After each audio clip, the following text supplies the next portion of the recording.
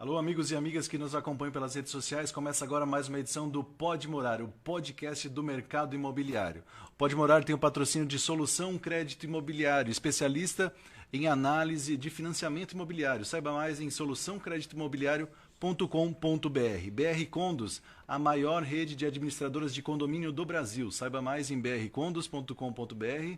E Mast Soluções Contábeis, especializada na contabilização da construção civil. Saiba mais em mastcontábil.com.br.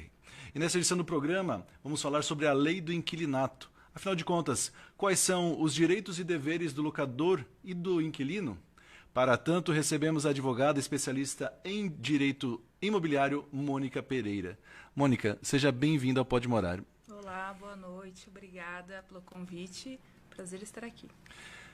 Mônica, como a gente estava falando aqui agora nos bastidores, né, parece assim a locação, né? Eu tenho um inquilino, tenho um locatário e está tudo certo, as coisas são simples, mas não são tão simples assim, né? A gente foi elencar algumas perguntas para esse nosso questionário e surgiram muitas dúvidas realmente, né?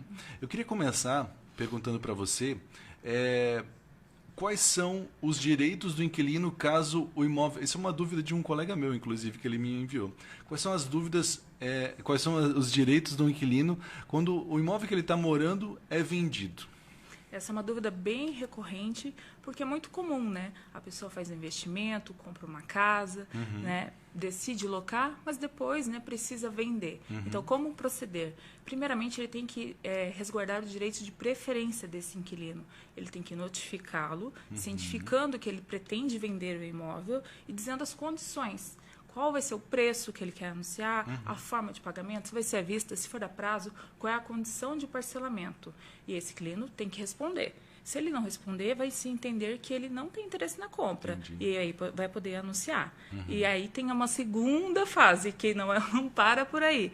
Depois que é vendido, caso o inquilino não tenha interesse na compra, o novo proprietário, o novo locador, ele tem que notificar esse inquilino, caso ele não tenha interesse, né, que essa locação continue. Caso ele comprou para morar, então ele precisa que o inquilino saia.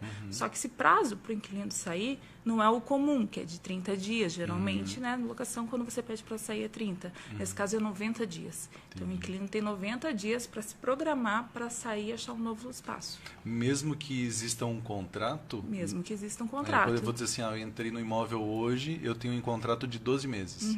E aí, amanhã o imóvel é vendido, em janeiro a pessoa vem, eles me dão 90 dias? 90 dias. Só tem uma exceção a essa regra. Caso esse contrato de locação esteja averbado na matrícula imobiliária. Esteja lá no registro de imóveis averbado que existe uma locação. Aí quem adquire tem que respeitar o prazo do contrato. Entendi. Então, se falta ainda 10 meses para encerrar, o novo comprador tem que aguardar e esse prazo não vai poder reaver o imóvel. Sim. Tem que aguardar e cumprir o contrato. Interessante. Existe vamos chamar assim, né? Eu falei agora de contrato de 12 meses, né? Existe um prazo mínimo de você fazer um contrato de locação? Não existe mínimo nem máximo. O que muda são as regras do jogo. Por exemplo, um contrato de temporada. Aí é uma regra que é o prazo máximo de 90 dias. E aí você pode receber o valor integral antecipadamente. Agora, um contrato de 10 anos. O que muda é que precisa da outorga da esposa ou do esposo.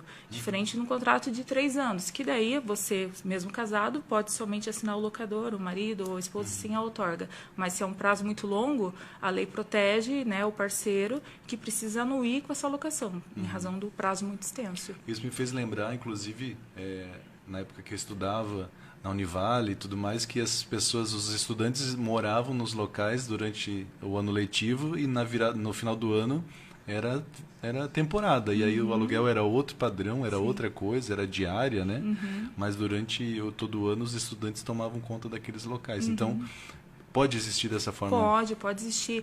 5 meses. E pode assim, por exemplo, como do estudante, né? Então, eu vou estudar de fevereiro a dezembro, meados de dezembro. E aí no ano seguinte o contrato continua de fevereiro a dezembro, dá para fazer uma... Você pode fazer um contrato com uma cláusula prevendo que se ninguém denunciar, querer restituir o imóvel, querer novamente entregar o imóvel, o contrato ele continua seguindo. Aí ele passa por prazo indeterminado. Entendi. Então, daí quando você, locador, quiser reaver, você tem que notificar o inquilino para que ele desocupe no prazo de 30 dias. Isso no prazo indeterminado. Se tem o prazo determinado, o locador, que é o proprietário, ele não pode reaver. Só o inquilino pode entregar. Entendi.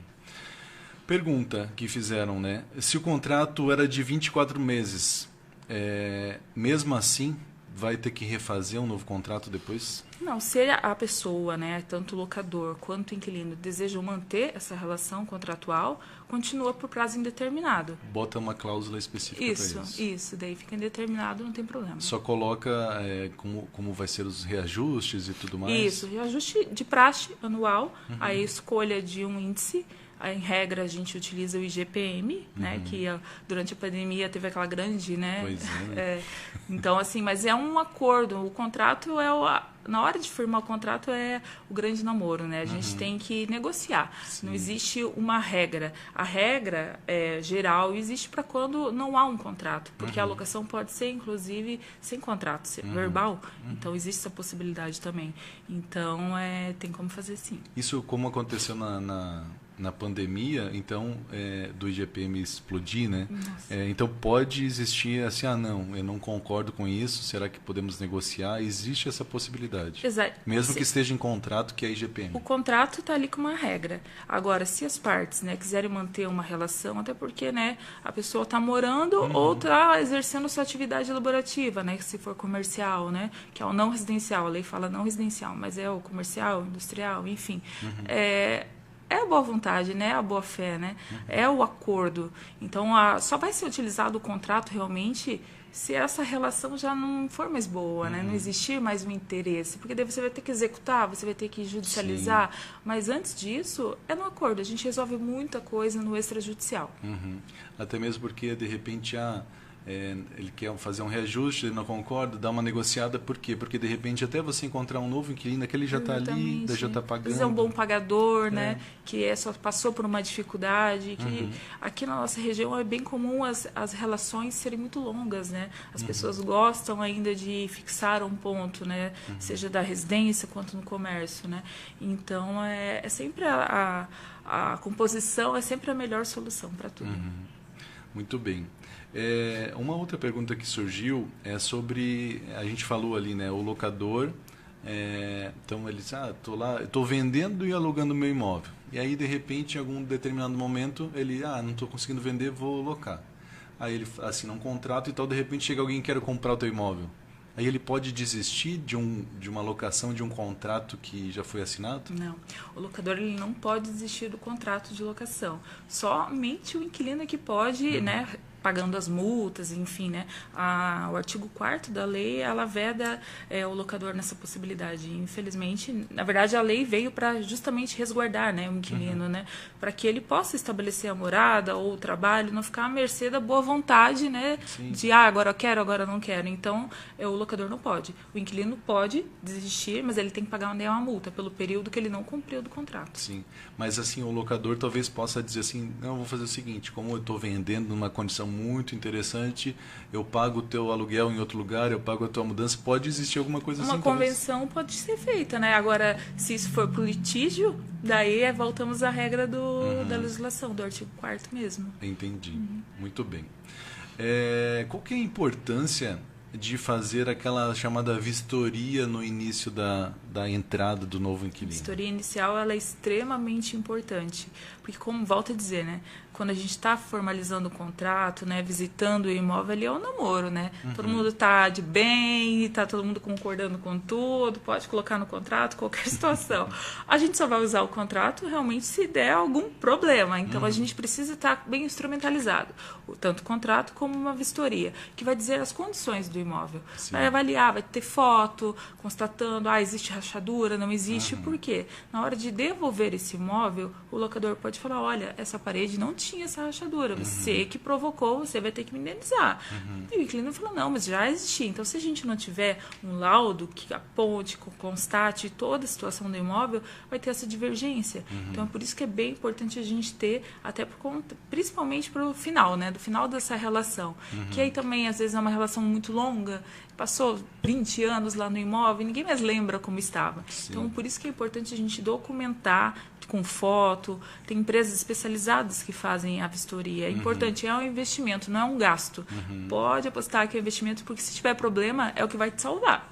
É o que vai instrumentalizar no processo. É bem importante. Sabe o que foi engraçado? Uma vez aconteceu com a gente. A gente morava numa casa e a gente buscou uma casa porque a gente tem ainda, né, os cachorros. E aí os cachorros precisam de espaço. E aí, quando a gente chegou na casa, a gente foi ver a casa e demorou um pouco até se mudar realmente, né? E aí, quando a gente voltou na casa para realmente fazer a mudança, tinha um mato gigante, assim, no quintal. Né? Gigante mesmo, assim, nessa altura. Assim. E aí, eu falei, no dia seguinte na imobiliária, eu falei assim, tinha um mato gigante. Então faz o seguinte, quando vocês devolverem, não vai precisar cortar. E a gente meio que concordou, mas depois, quando a gente foi entregar, de pessoa... Como que a gente vai deixar um mato crescer? Vamos esperar para devolver agora quando o mato crescer. Né? A gente não ia morar no meio do mato até entregar a casa, né? Então, eu acho que é bem importante essas questões e deixar claro, não concordo com isso. Exatamente. Né? Aqui tem uma rachadura. Aqui tem isso. Porque senão depois a gente se acerta. Não depois é assim. pode não chegar, né? E é comum também que a gente já discipline no contrato que depois que a pessoa recebe o laudo da vistoria, ela tem um prazo para ela contestar. Então, a gente faz a vistoria, foi lá a empresa ou as próprias partes foram lá, tiraram fotos, constataram a situação, é entregue a via para o locatário. Ele tem, em média, a gente coloca 7 dias, mas pode ser menos, é um prazo, né, convencional. Na lei não determina um prazo específico. Que o inquilino, né, o promitente inquilino vai dizer, olha, não concordo, porque a situação não era essa, era aquela, a foto pegou de um ângulo, mas estava de outro, ou aquela parede não foi fotografada, então você tem um prazo para contestar também essa vistoria inicial, isso é bem importante também, tudo ficar documentado, relatado, para evitar o futuro, se necessário, vai ter. Entendi. Queria que a gente falasse um pouco também sobre um caso que dá bastante discussão, que é a sublocação. Né? Queria que você explicasse um pouco disso, o que é permitido, de que forma que é permitido, não é permitido. Enfim, sublocação é polêmico, né? É sempre muito polêmico, né? Porque você tem um imóvel, você locou para aquela pessoa que você avaliou, fez a ficha, né? Então, aquela pessoa pode ficar lá no teu imóvel comercial ou residencial. E essa pessoa vai locar para outra, né? Que eu não sei quem é. Então, no contrato de locação que você fez com o seu inquilino, você pode dispor expressamente que proíbe a sublocação. Então, proíbe a sublocação, se esse teu inquilino locar para outro, você pode rescindir esse contrato, pedir o despejo, enfim. Mas é bem importante a gente sempre ficar atento também com relação aos valores, porque o inquilino que subloca, ele não pode ter lucro. Por exemplo, se você loca para mim um imóvel, você me cobrou R$3.000, eu vou sublocar para outra pessoa, mas eu vou cobrar 10. Eu estou tendo lucro, né? Entendi. Então não pode. Tem que ser dentro do limite, no máximo que eu lhe pago, entende? Então tem que ser sempre menos. O inquilino originário... Qual que é a taxa de ocupação que você vai ter no imóvel? O inquilino ele não pode ter lucro. Tem que ser, o locador é o que tem que ter vantagem financeira. Então, se o seu inquilino, se você permitir no seu imóvel sublocação, que o seu inquilino loque para outro, esse outro não pode pagar mais do que você recebe. Vocês já presenciaram algum caso desse assim que dá para exemplificar bem assim? É muito comum a ocultação da sublocação, né? O contrato proíbe a sublocação. A pessoa aluga uma casa para tantas pessoas e de repente tem 20 lá dentro, né? E descobre depois quando vai. Ou dá um problema, ou um apartamento, que é bem comum também, né? Loca o apartamento, vai ser uma família, né? Um casal com um filho. Passado alguns meses, começa a receber notificação de condomínio, falando que é barulho de festa, som excessivo, né? E aí vai ver, não tem nada de família lá. Morando é um grupo de 10 pessoas jovens, né? Sim. Que está com outro intuito. Então, né? Então, essa situação é bem comum. A gente até pega a situação do inquilino do condomínio antissocial, né? Entendi. Que também é um ponto bem importante de ser observado. Porque, às vezes, o locador ele pensa, apartamento não vai ter, né, grandes problemas. E geralmente há grandes problemas quando envolve apartamento. Porque o teu inquilino ele pode se tornar um condomínio antissocial. Entendi. Então, que não respeita as regras, enfim, quem E vai aí ser ele que é penalizado. punido, né? Exatamente, é o locador que vai receber. É bem complicado. Surgiu, nem sei se a gente tem uma pergunta como essa, que acho que tem a ver um pouco com sublocação. A pessoa loca um imóvel e de repente tem um espacinho lá que ele vai abrir uma sala comercial. Muda a destinação. Exato. Também não pode. Se eu te loquei um imóvel para ser residencial, você não pode mudar para comercial. Também pode ser objeto de despejo, fazer rescisão desse contrato. Eu acho que casos acontecem como esse, né? Bastante. Quando existe esses problemas decorrentes de locação, um órgão que pode ser procurado pode ser o PROCON ou não? Não. A lei do inquilinato é uma lei específica para essa relação. Então, ela não entra no segmento consumidor. Então, há uma relação contratual através de uma lei específica. Se você tiver algum problema e não resolver através do acordo, é a justiça comum. Daí, dependendo do caso, pode entrar, se é pessoas físicas, pode entrar no juizado, mas o PROCON ele não atende. Não atende demandas de locação. Entendi. Aquela situação que a gente estava falando sobre a revisão do valor do aluguel. A gente fala de IGPM, mas só para recapitular, de repente pode ser que não tenha uma revisão, pode ser que use um outro índice também, ou tudo... A revisional que a lei do inquilinato traz é aquela mudança do valor base. O IGPM é um reajuste para colocar aquele valor dentro do valor de mercado. A revisional da lei do inquilinato pode ocorrer a cada 3 anos. E aí você vai mudar. Por exemplo, mudou, aqui eu cobrava R$1.000. Esse valor foi reajustando. Daqui no 4º ano eu vi que a região supervalorizou, meus vizinhos estão cobrando R$10.000. Então agora vou juntar e instrumentalizar essa mudança, né, do ambiente e fazer uma proposta para o meu inquilino. Olha, vamos acordar agora, né, passou de 3, vai ser 7.000, porque aqui a região supervalorizou. Se não entrarem num consenso, num acordo, existe ação judicial de revisional.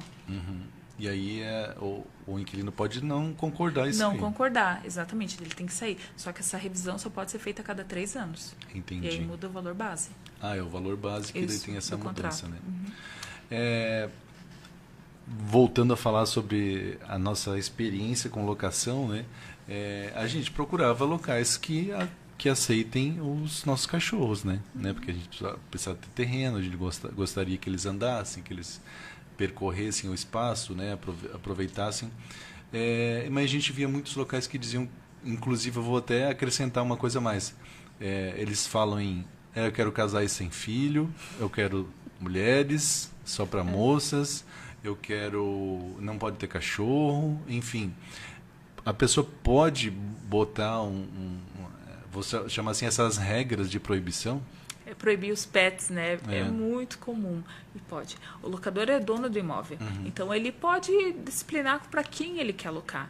Então, se ele colocar no contrato que no imóvel ele não aceita pets e no final ele descobrir que o inquilino está lá com 2 gatos, 3 cachorros, periquito, papagaio, ele pode pedir o despejo por descumprimento do contrato. É que às vezes as pessoas acham que o despejo é só para quem está inadimplente, quem não está pagando em dia. E não, o despejo é também para quem descumpre as outras obrigações do contrato. E se no contrato ficou estabelecido, apesar, né, a maioria das pessoas gostam, né, mas tem, né, outras que não têm esse apreço pelos animais. E está tudo certo, o imóvel é dela, então ela consegue determinar e disciplinar e deixar essa regra. E essa situação que eu te falei, os anúncios falam assim, alugo para casais sem filho. É a mesma coisa, assim, por mais que não sejam algo, né, que a gente que a gente tem empatia com essa, né, vedação. Eu vou deixar minha filha em outro lugar.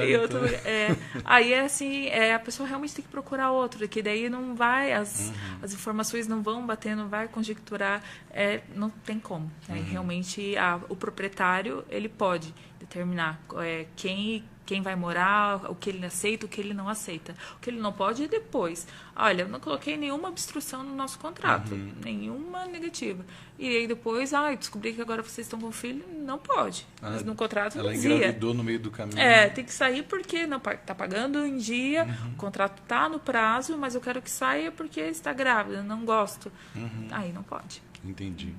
Agora me fez pensar assim que muitos desses casos dá a impressão que é aquelas locações em que o terreno é meio compartilhado, é uma casa nos fundos da casa do outro, então por isso que eles acabam impedindo os pets, né? Principalmente porque ele vai ficar percorrendo outros espaços.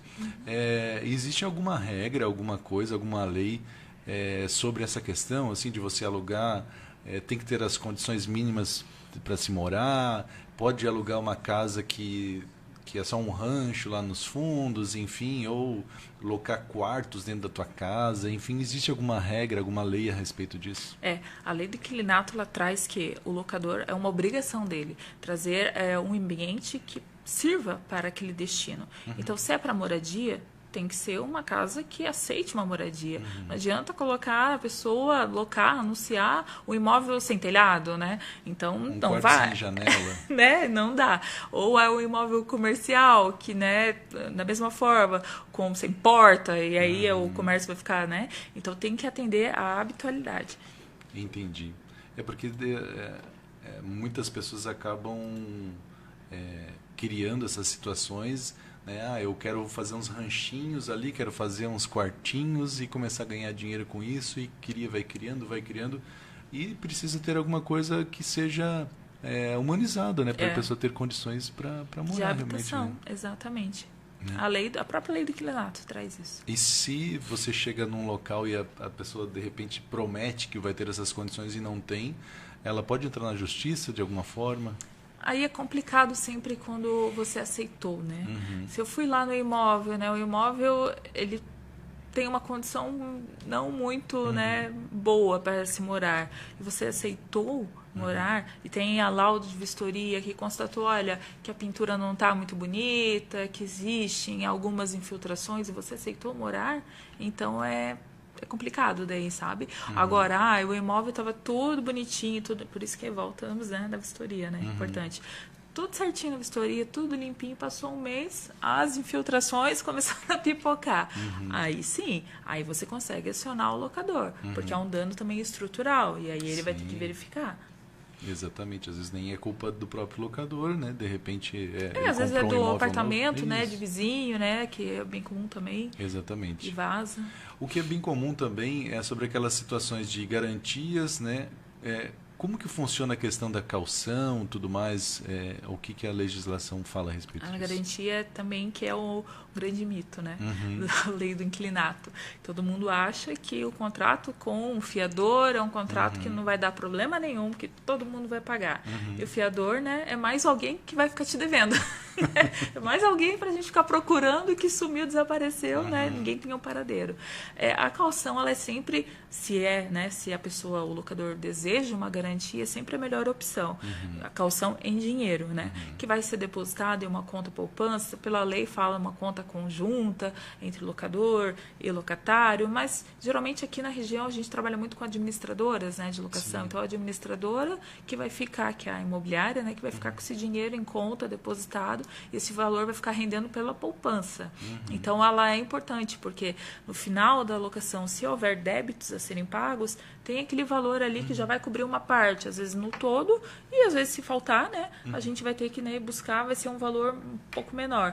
Agora, sem nenhuma, daí vai ficar, né, tem que buscar. E se sobrar, devolve. Sobrar, devolve, exatamente. Agora, o fiador é complicado. O fiador é bom só pro locatário, né, porque o locatário tem ali, consegue, né, assinar um contrato, se o locador exige uma garantia, mas não é bom pro fiador. E não é bom para o locador. O locador não é bom porque vai ter mais uma pessoa para ele ficar cobrando. E para o próprio fiador é ruim por causa da perda, né, do imóvel. Sim. Por exemplo, se ele tem uma única casa, bem de família, né, que acha que está protegido, fiança de locação não. Fiança de locação, você perde seu bem de família.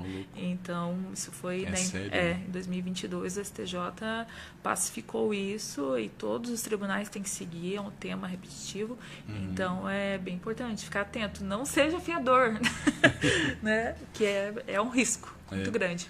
E as empresas, as imobiliárias, de uma forma geral, elas também têm trabalhado com um seguro ou coisas nesse sentido? Seguro. Né? Só que o seguro também tem as suas ressalvas, né? Porque o seguro, no final, acaba, às vezes, não pagando tudo. Então, assim, na dúvida, deixa sem garantia. Esse é o entendimento mais atual. Por quê?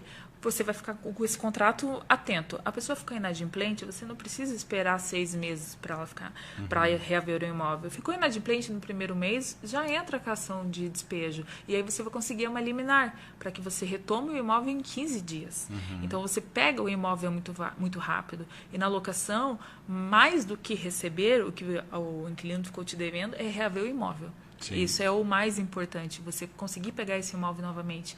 Porque se tiver um fiador, por exemplo, que não tem lastro financeiro, não vai ter valor para te pagar, pode demorar anos um processo, sabe? Aqui em Joinville, a média é 1 ano para a gente ter uma sentença. E aí, dessa sentença, tem que iniciar, né, o cumprimento. Se não recorrer, se for para o tribunal, mais 6 meses. Então, assim, vai demorar um total uns 2 anos, 2 anos e meio para você reaver o imóvel.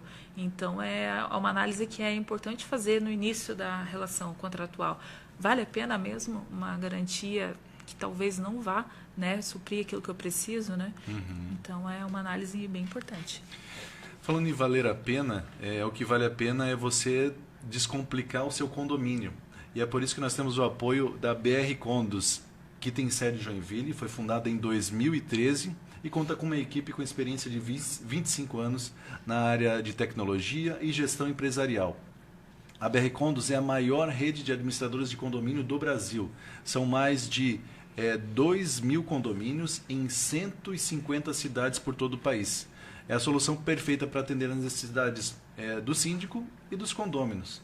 Então, elimine as preocupações na escolha da administradora no dia a dia do seu condomínio. Procure brcondos.com.br. Continuando nosso bate-papo com a advogada Mônica Pereira, eu queria perguntar, Mônica, para você, a gente está falando desse assunto que a gente achou que seria tão curtinho, né, mas tem tanta coisa para falar. Eu queria falar sobre os riscos, né? Você falou dos riscos de ser um fiador em um contrato de locação, né? Que é uma situação bastante complicada. Agora eu queria falar sobre os riscos do inquilino quando ele abandona o imóvel, né? Eu não quero mais ficar com esse imóvel, vou sair, não concordo, eu comecei a discutir com o locatário, tinha um problema ali, ele não me atendeu, vou abandonar e vou embora. É um risco que ele corre, ele não pode fazer isso, né? Tem que realmente chegar num acordo. Tem que entregar as chaves, né? Isso também é uma demanda muito comum, né? De, o inquilino, o locador sabe que o inquilino, né, saiu, abandonou, mora perto, às vezes, né? Viu que ele não está mais lá. Quero entrar no imóvel, quero recuperar meu imóvel, vou lá, chamar o chaveiro. Não pode. Então, assim, ele tem que entrar com o requerimento para fazer a emissão na posse, porque também o locador tem isso, né? O imóvel é meu, eu entro a hora que eu quiser, né? E não pode. Até a rescisão desse contrato, a posse está com esse inquilino. Então, a gente não pode entrar lá, porque depois esse inquilino pode falar que existiam bens de valores lá, na verdade ele não abandonou, e aí como é que você vai comprovar que não, né? O inquilino não pagou o imóvel, não pagou o aluguel, eu vou lá e roubo uma geladeira dele para... Exatamente, não pode, que daí o problema vai ser muito maior. E pode ter certeza que vai complicar, porque a pessoa que, né, é inadimplente, ela é esperta. E às vezes essa pessoa que tem o imóvel, é a pessoa correta, que, né, tem aquilo ali como complemento de renda, complemento de aposentadoria. É muito comum complementar a aposentadoria com imóveis para alocar, né? Que né, a gente sabe que a aposentadoria no país é baixa, né? Sim. Então, tem que cuidar. Simplesmente abandonar o imóvel não é a solução, porque se você não rescinde esse contrato, a locação mês a mês ainda está vigorando, e você, locador, não pode simplesmente entrar no imóvel, apesar de ser seu, você fez um contrato que você cedeu essa posse. Então, a posse, através desse contrato, está com esse inquilino, que não devolveu ainda. Mesmo que ele não esteja pagando, eu não posso... Não pode. Faça boletim de ocorrência, entre com o processo, para você reaver o imóvel e não ter problema nenhum. Entendi. Vamos lá. O inquilino, então vamos chamar assim, o inquilino está devendo o imóvel, né, para o locatário. E aí ele fala assim, então eu não quero mais ficar no imóvel, toma aqui as chaves e eu vou sair. O locatário pode dizer assim, não, eu não vou receber enquanto você não pagar, eu não vou receber as chaves para... O locador ele não pode recusar a entrega das chaves. Se o inquilino, mesmo inadimplente, quiser entregar as chaves, olha, eu estou saindo a partir de hoje, o imóvel está aqui, você não pode falar, não vou receber a chave porque você ainda me deve X mil reais. Não. Uma coisa é o final do contrato, outra coisa é receber esses valores. A gente parece meio injusto, né? A pessoa vai, até uma barganha, né? Vou receber, que vai computar o aluguel ainda, né? Mas não pode, é vedado por lei. E, inclusive, você pode ser penalizado um pagamento em dobro se você cobrou da pessoa, mesmo que está te devendo. Então, é complicado. Receba as chaves, faça o instrumento, faça o distrato e execute depois esse inquilino. Não deixe o jogo virar. É muito importante isso. Que é o devedor continuar sendo devedor, não torne ele vítima. Entendi. Sabe? Isso é bem... Mas o inquilino ele não pode sair assim, eu quero sair hoje. Ele não pode tratar isso, ele tem que ter um prazo também, né? O inquilino que deseja sair antecipadamente, existe um prazo, né, de 1 ano no nosso contrato. Em 8 meses eu vi que esse imóvel não me atendia, quero sair. Ele tem que notificar o locador de que, olha, daqui a 30 dias estou saindo, ele vai pagar as multas e aí ele pode sair. Ele só vai ser isento dessa multa caso ele, eu moro aqui em Joinville porque eu trabalho numa indústria aqui, mas essa indústria agora me mandou para outro estado. Entendi. Eu tenho que me mudar, não é uma vontade, a pessoa tem que, em razão do contrato de trabalho. Aí a lei de locação, ela traz essa possibilidade. Daí você, locador, não pode cobrar multa, mas ele tem que te avisar com 30 dias antes. Entendi. E se passou do prazo do contrato ali, que fosse 12 meses, aí ele só os 30 dias. Notifica e aí não paga multa. Entendi. Vamos lá. Essa é uma pergunta bem interessante, que você vai destacar aquela importância da vistoria na entrada do imóvel, né? Se o inquilino furtar algo da casa, quem que responde por isso? Ele mesmo, a imobiliária que intermediou a negociação, como é que fica? Por isso que é importante, né, ter as coisas documentadas. Se você loca uma casa com móveis, né, equipada, né, e no final da locação sumiu, né, sumiu a coifa, né, estava lá, temos o relatório da vistoria de entrada, vistoria de saída, a coifa não existe, né. Você vai ter instrumento para cobrar esse inquilino. Você tem a vistoria de entrada, a vistoria de saída, isso é o fundamental, é o documento necessário para você cobrar do inquilino. Agora, se não tiver nada disso, você não tem lastro, né, para provar para o juiz de que existia. Vai ser a sua palavra. E quem aciona judicialmente tem a obrigação de provar. Sim. Então, você que é obrigado a provar para o juiz que não existia uma coifa lá e que agora não tem. Então, isso é bem importante ficar atento na vistoria inicial, na vistoria final também ser bem feita, que também você recebe, tem prazo para contestar, de que não foi bem feita, tem que refazer. Agora você tem que fazer a pintura, refaz a pintura, refaz a vistoria. É procedimento burocrático, mas é importante, que vai evitar um dano, uma dor de cabeça futura. Com certeza.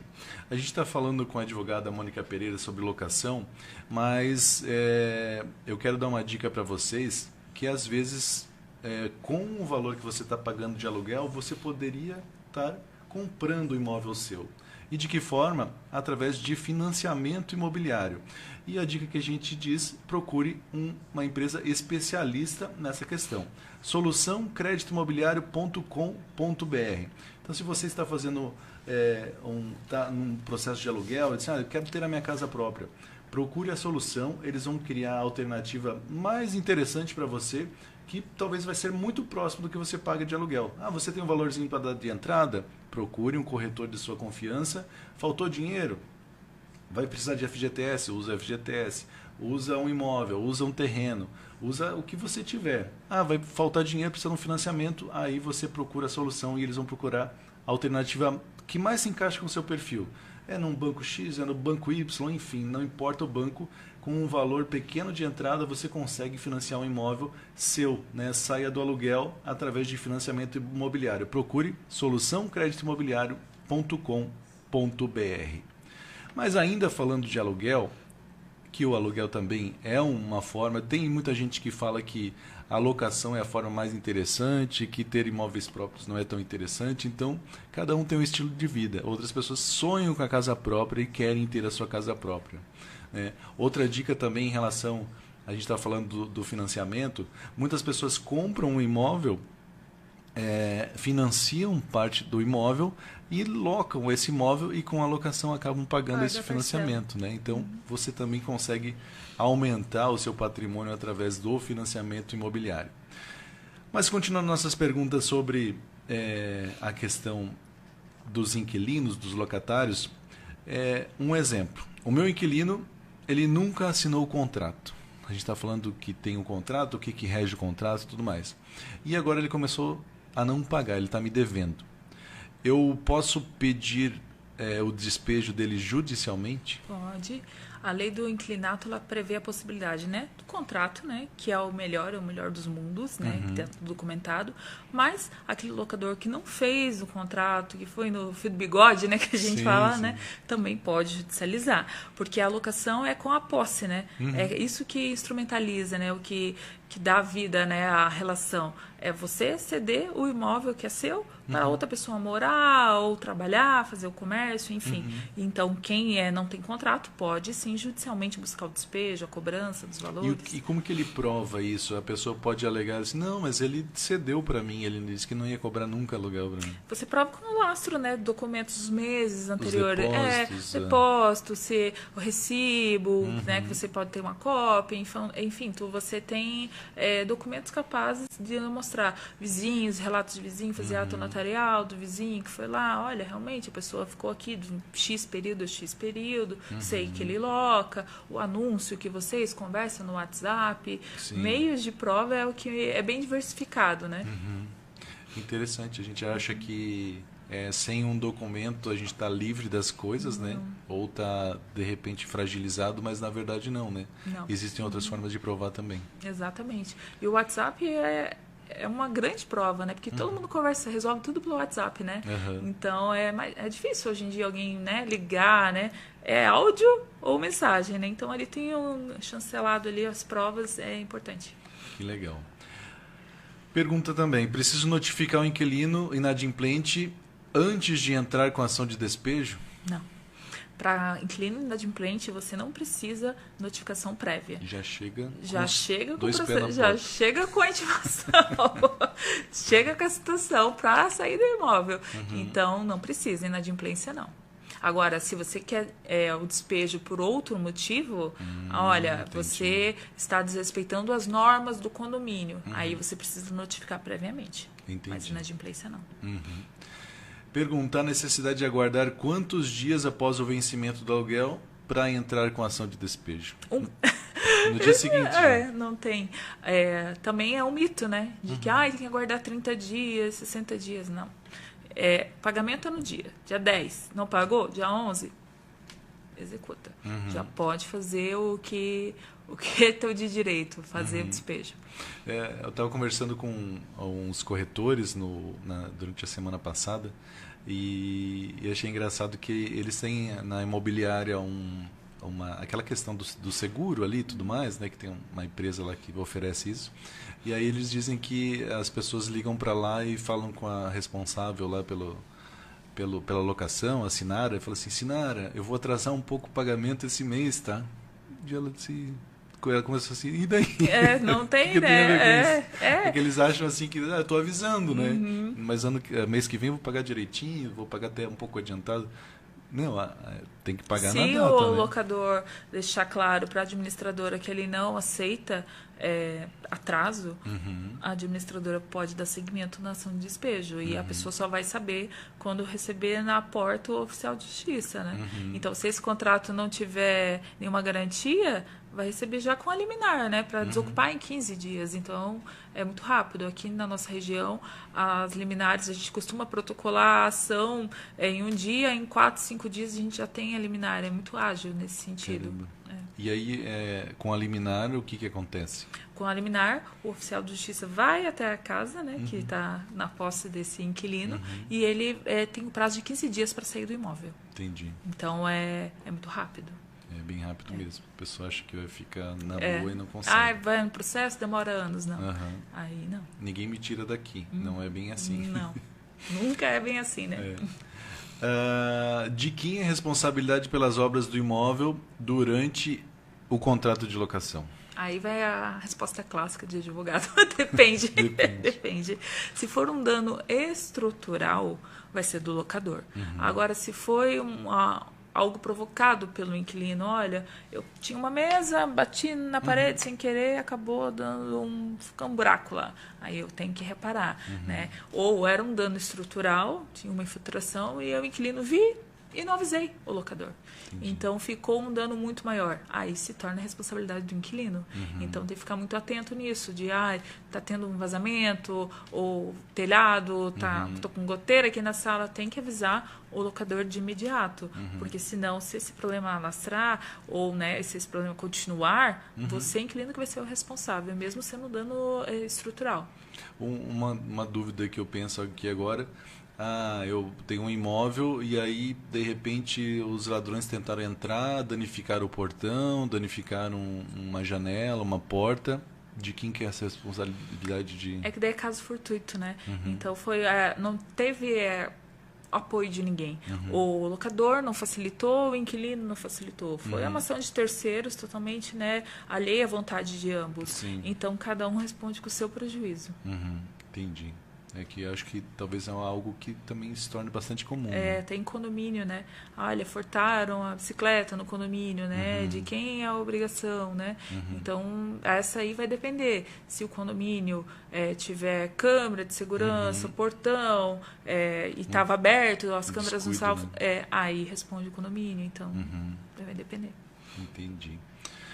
Vamos lá. O inquilino que precisa sair do imóvel locado antes do prazo contratado, ele paga multa, né? Você já tinha falado. Existe alguma possibilidade de não ser aplicada essa multa, fazer um acordo, se eu pago, ou de repente o locatário diz, não, paga só um pouco.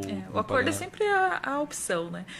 Mas na lei ela traz a possibilidade dessa que eu até comentei há pouco, do inquilino que vai mudar de emprego, né? Ele estava aqui, Joinville, mas agora a empresa mudou ele de cidade, então ele precisa obrigatoriamente, para não perder o trabalho, mudar de cidade. Então a lei traz essa possibilidade e a multa é isenta, desde que ele notifique o locador em 30 dias antes. Agora vamos fazer escorrer sangue pela tela. Vamos falar de tragédias. Aconteceu uma tragédia, faleceu das pessoas envolvidas na locação, né? E aí a parte que ficou disse, não vou mais ficar nessa casa, eu vou abandonar e o contrato está em andamento. Também é uma justificativa? Não, porque o contrato sucede, né? Então, era marido e mulher que moravam lá. O marido faleceu, o contrato sucede com a esposa. Então, agora ela não tem interesse, ela vai ter que fazer a rescisão, vai ter que pagar as multas, infelizmente. Mas nada que o locatário não se sensibilize e ache, não, isso realmente... o acordo sempre está aberto, né? Então a gente usa a lei, na verdade, e o contrato só quando o acordo não é viável. Entendi. E uma outra pergunta que temos aqui, que nós recebemos, é: mesmo pagando em dia o aluguel, o inquilino que descumpre as normas do condomínio, ele pode ser despejado? Pode. Inquilino que tumultua, não respeita a ordem, a convenção, o regimento, ele pode ser despejado. Fica a critério, é uma faculdade daí do locador, né? O locador pode ou não pode, vai a seu critério. Se ele, né, tiver zelo pelo seu patrimônio, né, e tem que vai fazer, né, vai notificá-lo dizendo o porquê que, né, está infringindo as normas do condomínio e é por esse motivo que ele deseja a rescisão do contrato. Agora, se ele suportar e deixar o inquilino, né, mesmo sabendo dessa situação, ele tem que ficar ciente que as penalidades, as multas impostas vão ser direcionadas a ele, ao locador. Sim. Como que acontece essas questões? Há um condomínio, né, que está lá e a pessoa é um locatário, né? E aí ele não descumpre. Quem que o condomínio avisa? O locatário ou o proprietário do imóvel? Aí depende, depende muito, mas em regra o síndico tem o contato do locador, né? Mas é um imóvel que sempre foi para locação, nem conhece quem é o dono.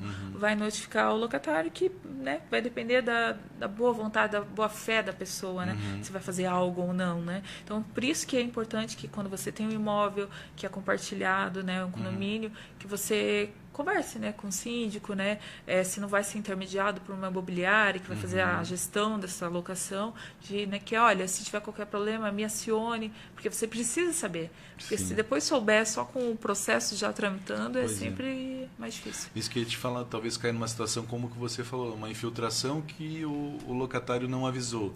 Então, assim, eu recebi notificações que eu estou incomodando aqui, eu não vou falar para ninguém, porque senão eles não vão... É meu interesse, né? Ficar, né? E isso também ele acaba podendo ser punido por isso. Exatamente. Também, né? Se surgir alguma multa contra o dono do imóvel, ele vai dizer, não, mas eu não sabia que isso estava acontecendo, senão eu tomaria as providências. Né? Mônica, antes de a gente continuar a nossa conversa, eu preciso falar também dos nossos parceiros da Mast Soluções Contábeis. Eles são especialistas na contabilização da construção civil. São mais de 16 anos atuando aí no mercado, né? Mais de 350 clientes. A solução para incorporadoras, construtoras, engenheiros, arquitetos, imobiliárias e holdings. Especializado em planejamento tributário e societário de empreendimentos, regime especial de tributação e serviço eletrônico de aferição de obras. Evite problemas com uma empresa especializada na contabilização da construção civil. Saiba mais em mastcontábil.com.br ou mastcontábeis no Instagram. Eu falei de um ponto aqui interessante também, que é a questão de holding, né? Vamos chamar assim, né? Uma forma de empresa, né? Que é bastante comum justamente para essa questão de locação de imóveis, né? Para administrar os bens e tudo mais. Qual é a diferença de você locar um imóvel de uma pessoa física para uma locação de uma pessoa jurídica? Não tem nenhuma diferença. Pela lei é tudo igual, né? Uhum. Você vai fazer a análise da ficha, né? Seu inquilino é uma pessoa jurídica. Uhum. O que é bem interessante a gente falar, porque é comum na nossa região, é de locar, o locador loca o imóvel para uma pessoa jurídica e coloca como fiador o sócio da empresa. Não tem nenhuma vantagem financeira com relação a isso, porque você tornou o seu contrato com essa garantia que não vai dificultar o acesso ao imóvel novamente, e sendo que se a pessoa jurídica ficar inadimplente, você consegue acessar os patrimônios do sócio com desconsideração da personalidade jurídica. Sim. Então não é uma vantagem financeira, mas mudança vai demorar mais ou menos, ou dificultoso de uma situação ou outra, não há. Essa alocação, quando envolve pessoas jurídicas para um comércio, um negócio, existe às vezes, como a gente falou ali, ele vai construir coisas, ele vai reformar coisas, né? Ele vai mudar a fachada. Como é que fica essa situação? É tudo um acordo? Eu quero que depois devolva do jeito que está, nas cores que estavam. Eu quero isso, quero aquilo. Quando você tem um imóvel que de repente ele é residencial, mas ele se transforma em comercial, pode fazer essa transformação e de repente daí chega lá... os órgãos responsáveis dizem precisa ter um banheiro acessível. A residência não precisava de um banheiro acessível, então ele teve que construir esse banheiro. Como é que fica essas situações? Porque daí depois, agora eu vou locar para residência de novo, não vai ser mais comercial. Como é que fica essas situações? Questão de alvará, né, zoneamento, né? O que a gente, em regra, coloca nos contratos? Que toda a questão de alvará, licença, né, para que o seu comércio, né, o seu negócio possa ficar naquele imóvel é feito por você, que você tem que fazer esse estudo prévio. Sim. Que o locador não tem responsabilidade nenhuma. O meu imóvel é esse, você viu, você sabe onde ele está, e você que diligencie para verificar se o seu negócio pode vir aqui ou não. Esse não seria um motivo para a rescisão contratual. Assinamos o contrato de locação, você tem um negócio e só depois de alguns meses você vai ir atrás, né, das licenças, dos alvarás, não consegui. Agora quero desistir desse contrato. Não pode. Né? E a gente tem é de praxe a gente colocar essa regra no contrato, que é a obrigação do inquilino ir atrás, porque são questões específicas do seu negócio, que você tem que saber e você tem que diligenciar previamente. Porque de repente a pessoa já começa com as obras, começa a mexer, muda isso, muda aquilo, e de repente vai ver, o zoneamento nem permitiu aqui. E aí o que eu faço? Agora eu vou desistir. O segmento não pode naquela região. É uma situação bem complicada. E às vezes eu já trabalhei numa empresa que a pessoa abriu um escritório na região do América, numa região que não permitia comércio, e não é um comércio, era um escritório de engenharia, e daí depois de uma certa denúncia lá, foi despejado. E aí, mas acho que também tem uma situação do locatário de saber, ele sabia que ia abrir um estabelecimento comercial ali, né? Então também tem isso. É diligência, né? Daí essa é uma questão, é uma obrigação do locatário. O locador, ele está entregando o imóvel em condições né, de habitação. Agora, do seu segmento, se atende, se não atende, é uma obrigação sua de analisar previamente. Depois que assinou o contrato, sua obrigação é de pagar, de respeitar o contrato. Agora, não quero mais, não cabe mais aqui, o meu negócio não entra nesse espaço. Vai ter que pagar as multas. Infelizmente, não vai ter como fugir. Entendi. Porque o locador também cria uma expectativa, né? conta claro. com aquele valor, então não. Que de repente ele poderia até fazer locação para outra para pessoa. outro, e perder um ficou negócio, enfim. ali, né? Então acaba caindo nessa situação. Mônica Pereira, advogada especialista em direito imobiliário. Nós estamos chegando ao fim dessa nossa entrevista. Eu queria que você desse uma dica final, algum ponto específico que você gostaria de destacar, que de repente a gente fez tantas perguntas, mas, eu lembrei disso aqui, é muito importante para que a gente fale nesse assunto da lei do inquilinato ou qualquer outra coisa que você acha interessante falar. É importante sempre que o locador analise qual é o valor. Qual é o valor que eu vou colocar nesse imóvel, que eu vou anunciar, porque depois de um tempo, em um ano, esse valor está muito baixo, não vai poder rever, né? Só daqui a 3 anos, né? E você, fiador, não seja, peça exoneração, né? Não seja mesmo fiador. Que seja um filho, um parente. Mas sempre, você pode perder sua única casa, né? A gente até tem uma demanda assim no escritório que é um senhor idoso que foi fiador na neta, então é complicado, né? Que pode, né, perder a casa se a pessoa não pagar. Então, ajude de outra forma, né? Ajude pagando uma caução, né? Que são no limite de 3 meses de aluguel. Então, mas não seja fiador. Natal tá chegando e o vovô não vai dar presente para a neta esse ano. Com certeza não. Tadinho. Mônica, muito obrigado pela sua presença aqui. Obrigada. Eu acho que esclareceu bastante as dúvidas, mas caso as pessoas tenham dúvidas, elas podem procurar o escritório de vocês, Kister e Pereira Advogados, é isso, né? É isso. Agradeço o convite. Até a próxima. Maravilha, muito obrigado. Essa foi Mônica Pereira, da Kister e Pereira Advogados, e esse foi a edição do Pode Morar falando sobre a lei do inquilinato. O Pode Morar tem o apoio e o patrocínio de Solução Crédito Imobiliário, assessoria especializada em financiamento, saiba mais em soluçãocreditoimobiliario.com.br. Também BR Condos, a maior rede de administradores de condomínio do Brasil, brcondos.com.br, e Mastre Soluções Contábeis, uma empresa especializada na contabilização da construção civil. Saiba mais em mastrecontábil.com.br. Muito obrigado a todos pela audiência. Peço que compartilhem esse vídeo com seus amigos, que com certeza é um assunto bastante interessante e muita gente não sabia de vários detalhes que a gente falou por aqui. E aguardo vocês na próxima edição do programa. Um grande abraço e até lá.